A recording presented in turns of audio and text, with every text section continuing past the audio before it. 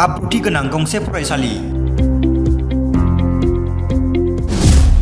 बेयो जाबाय बेसि मेमोरियल इंलिश स्कुल। देग्लाय 2024 मायथाइयाव मेट्रिक आनजाद उथ्रिसार जानाय फरायसाफोरनि थाखाय गोजोनथाव खौरां। बे फरायसालियाव गोदानै थाखो 10 नि मुं थिसननाया सोलिगासिनो।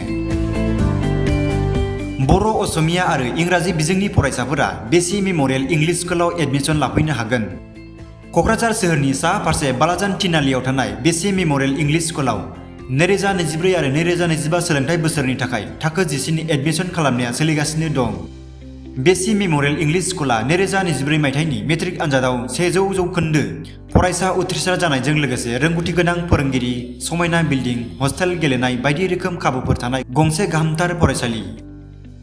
बर', असमिया आरो इंराजि बिजोंनि फरायसाफोरा बेसि मेमोरियल इंलिश स्कुलाव एडमिशन लाफैनो हागोन। एडमिशन लाफैनो गोसो गुदुं फरायसाफोरा दर्पण अनलाइन पर्टेलनि गेजेरजों नङाब्ला थोंजों बेसि मेमोरियल इंलिश स्कुलाव फैनानै एप्लाइ खालामफैनो हागोन। आबुंसिनै मिथिनो थाखाय 8638745056, 8876302286, 9101901342 आरो 9957015402 मबाइल नाम्बाराव कल खालामनानै खौरां लाहरनो हागोन। बे फरायसालिनि सोमोन्दै फरायसालिनि गोरायुंआ ओरैबायदि फोरमायो।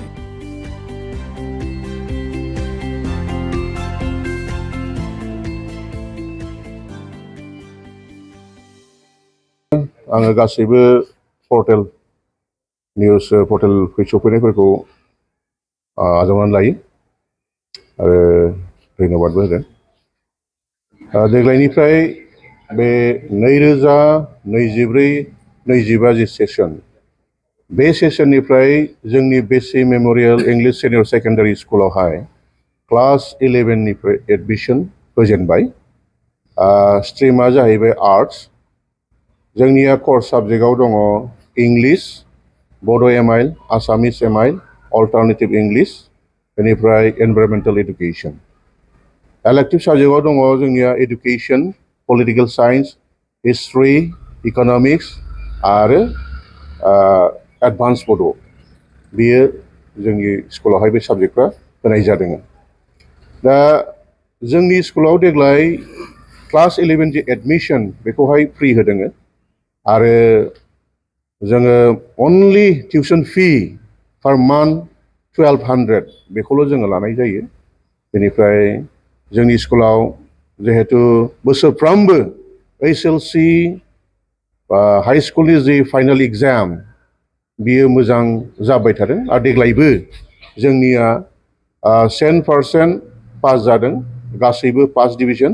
बिनि गेजेरावहाय सासेया डिस्टिंक्सन आरो 15 बिसोरो स्टार मार्क मोननो हादों आरो बाखि गासैबो फार्स्ट डिभिजन आरो लेटार दंजोबो। बेबायदिनो मोजां रिजाल्ट लाबोनो हादों। थिग बेबायदिनो फैबाय थानाय जे जोंनि क्लास 12 नि एग्जाम, जे फाइनाल एग्जाम जागोन, बेवहायबो जोङो स्टुडेन्टफोरखौ मोजाङै जोथोन लानानै, मोजाङै फोरोंनानै, मोजां गाइडेन्स खालामनानै बेबायदिनो जोङो फार्स्ट डिभिजनखौ जोङो जाहोनो जोंनियाव थांखि दङ। साफ्रोमबो स्टुडेन्टखौ जोङो बेबायदि फार्स्ट डिभिजन जागोन आरो बेबायदिनो टप बेबायदि जोङो खालामनो थाखाय सेस्था खालामगोन। जोंनियाव क्वालिफाइड टिचारा दङ। दा जोंहा गासैबो डिपार्टमेन्टआव MA BEd गासिबो दंजोबो। बेनिखायनो जायफोर स्टुडेन्टफ्रा जोंनि बे बेसि मेमोरियल इंलिश सिनियर सेकेन्डारि स्कुलावहाय एडमिशन लाना फरायगोन, मोजां बेबायदि फिथाइखौ मोननो हागोन आरो मोजां जायगाखौ आवग्रिनो हागोन उनावहाय।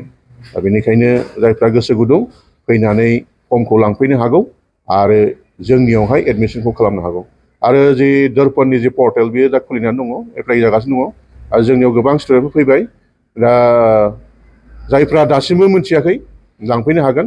जोंनियाव बयस आरो गार्लस मोननैबो हस्टेल फेसिलिटिया एभेलेबल। मोजां बेबायदि थानो थाखाय जोंहा जायगा दङ आरो मोनफ्रोमबो बिथिङाव गासैबो मोजां। जोंहा बेबायदिनो को-कारिकुलार एक्टिभिटिसबो दङ, एनुवेल स्पर्ट्स आरो बेबायदिनो कुइज कम्पिटिसन, डिबेट बेफोरबायदि जायो। बेनिखायनो जायफोर स्टुडेन्टफ्रा जोंनियाव फरायफैगोन बेराफारफ्रोमबो मोजां रोंगौथिखौ मोननो हागोन आरो बेबायदिनो हस्टेल फेसिलिटि होनना बुङोब्ला जानायफ्रा ओरैबायदि मोजां जोंनिया जायफ्रा थाफैगोन आरो जानो मोनगोन बे माने जोङो गथ'फोरनियाव स्टुडेन्टफ्राव सोङो अब्ला बिसोर माने नागारलांनो बानाय बेबायदिखौ मोनसे खोन्थायो जोंनियावहाय सप्तायाव बेबायदिनो बेदरा खननै होयो आरो बेनिफ्राय सानसे दावदै होयो बेबायदिनो खनथाम जोङो मोजां बेबायदि बेदर आरो दावदैखौ होनाय जायो सप्तासेयाव आरो बाखि मिरामिस होमब्लाबो जानाया एखेबारे मोजां जाहोयो संनाय खावनायफ्रा मोजां बेबायदिनो आलदा आलदा आरो जोंहा हस्टेल वार्डेनाबो दङ आरो हस्टेलाव माखासे मोजां बेबायदिनो स्ट्रिक्ट रुल एन्ड रेगुलेसनखौ बेबायदिनो फल' खालामो आरो स्टाडि आवार जोङो बेबायदिनो सानफ्रोमबो फुङाव 3 आवार्स आरो बेलासियावहाय जोङो 3 आवार्स बेबायदि जोङो हस्टेल आरो बेनि अनगायै गुबुन गुबुन गावसिनि गोसो बायदि फरायनो हानाय बेबायदि जोंहा स्टाडि हल दङ गार्लस हस्टेलावबो दङ बयस हस्टेलावबो स्टाडि हल दङ दा बेनिखायनो जायफ्रा गोसो गुदुं बे हायार सेकेन्डारियाव एडमिसन लानो दासिमबो लायाखै गलं गफं जायालासिनो जोंनि बे basic memorial English senior secondary स्कुलाव एडमिसन लानो हागौ आरो बे क्लास 11निफ्राय क्लास 12 बे स्टुडेन्टफोरनि थाखाय जों एक्सट्रा बेबायदिनो मोनसे बिल्डिं जोंहा होनाय दङ आरो स्टाडि हलाबो बेबायदिनो एभेलेबलखौ जों खालामनाय दङ हस्टेलाव जोंहा 300 केपासिटि दङ बेनिफ्राय गार्लसआवहाय बेबायदिनो जोंहा 250 बेबायदि केपासिटि दङ बेनिफ्राय जोंनि जि क्लास 11नि जि सिट एक्सुवेलि बियो जोंनो होदोङो 60 सिट बाट स्टुडेन्टआ जुदि बुरजा जायोब्ला जोंखौ बारायनो हागोन होननानै काउन्सिलनिफ्राय दर्पण पर्टेल जे दङ बेनिफ्राय जोंनो खोथा होदोङो दासान्दि जोंहा 60टा सिट बेनिखायनो थाबैनो लांफैनानै जों एडमिसनखौ लाफैनो हागोन स्टुडेन्टफ्रा दाथ' अनलाइन बयबो अनलाइन अनलाइनानो जाया माथो जोंनियावहाय फैनानै गावनि डकुमेन्टसखौ होफैयोब्लानो जोंनिफ्राय एप्लाइखौ खालामनो हायो माने बे इजि प्रसेस खारन स्टुडेन्टफ्रा दा मोनथिया बबाव खालामगोन बबाव मागोन जेब्ला बिसोर साइबाराव थाङो अब्ला बेवहाय एटलिस्ट बै साइबारनिफ्राय मोनबा इनस्टिटिउसनखौ बेबायदि सेलेक्ट खालामना होनाय जायो दा बेनि गेजेराव सेलेक्सन जानाय गोबां गोजानावबो जाहैनो हागौ नोङो बेबायदि खालामबा नोंखायनो डाइरेक्ट स्कुलाव गावनि डकुमेन्टसफोरखौ होनानै जोंनियाव जमा होयोब्ला जोङो जोंनि स्कुलावनो जोङो बेखौ एप्लाइ खालामनानै होयोब्ला नोंहा सियर जाबाय बे आरो दा जोंनि स्कुलनि लकेसना